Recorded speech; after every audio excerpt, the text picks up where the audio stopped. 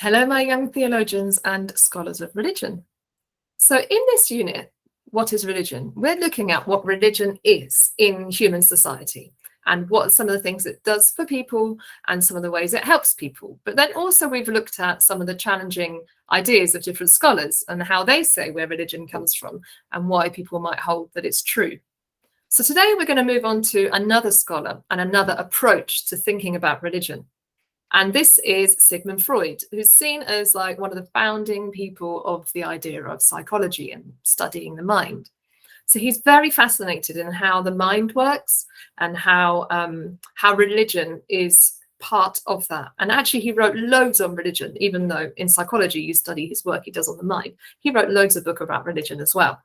So he's really fascinated with how religion works with our mind and works with our fears and our wants and our desires and what it is that it gives us as humans, because it is something that's been there for as long as we can remember, to do with human history and civilizations in one way or another.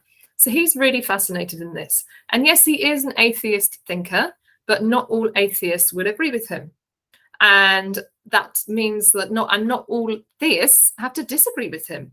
You know, when I first learned about the ideas of Freud, I was a very, very strong Christian. And I was fascinated with what he had to say about religion and the mind. And I saw lots of it in my own faith and how I was.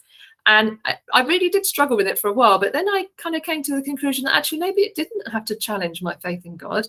Maybe it just helped me understand how God had made my mind. So, for example, he talks about us needing to rely on religion as a comfort and a crutch because we're scared of, dying, and we're scared of what's going to happen. And I thought, well, yeah, maybe that's a good thing that God has given me a mind that needs to look to God for that answer. So for me, I came to this conclusion as I was working through this when I was religious myself, when I was a student, perhaps in a similar situation to you.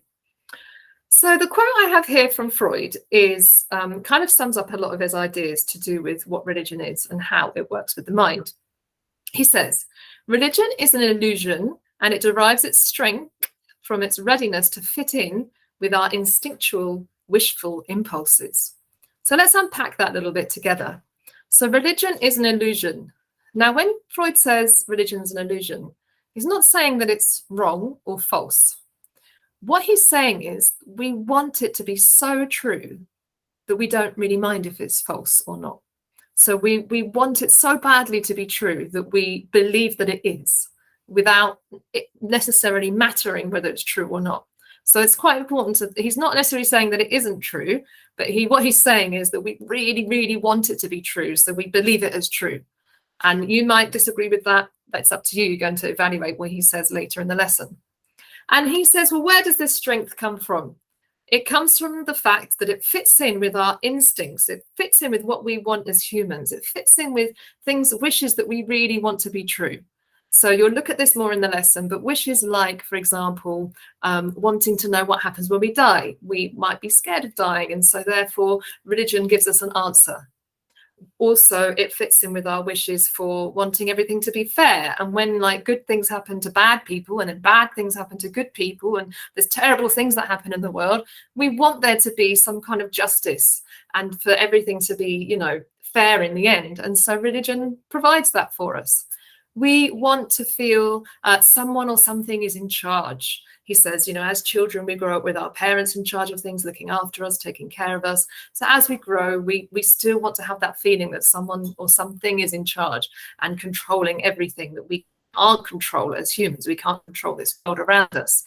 He says we want that, and that is a wish that religion fulfills for us.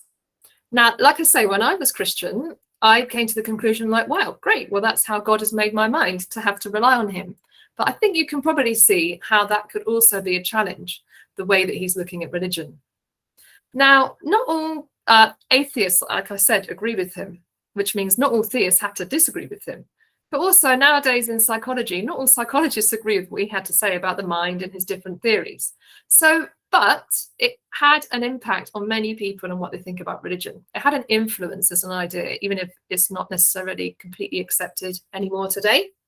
So in today's lesson, you'll unpack and explore his ideas a little bit further. And just remember that we're looking at these ideas that people have had about religion. We don't have to accept it.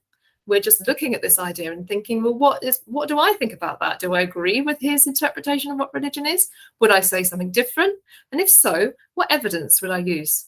So I hope the lesson goes well, and I really look forward to hearing how it's been going for you. Okay, bye-bye.